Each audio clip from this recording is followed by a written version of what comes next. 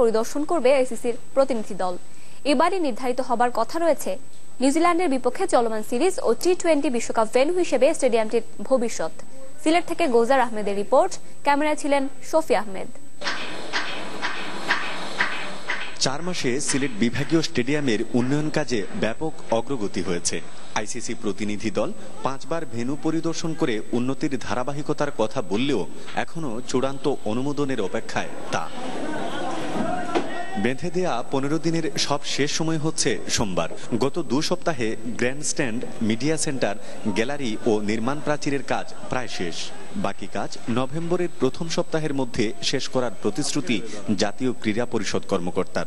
Dressing রুমটা আমরা কিন্তু কমপ্লিট করে ফেলছি, যেটা ওনাদের 14 তারিখে ভিজিটে দেখবেন। আমরা মিডিয়া সেন্টারে ওনাদের রিকোয়ারমেন্ট ছিল যে এই সময়ের মধ্যে প্রেস বক্সটা কমপ্লিট করার জন্য, সেটাও কিন্তু আমরা এই সময়ের মধ্যে করে ফেলছি। তা আশা করি ওনারা দেখে সন্তুষ্ট হবে।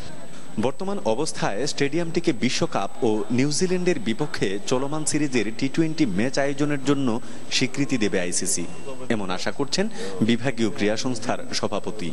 যতবারই আসি ততবারই কিন্তু পজিটিভ পরিবর্তন দেখি। আজকেও যে কাজগুলো দেখেছি, নতুন নতুন কিছু কাজ, এটা 10 দিন আগে দেখি নাই।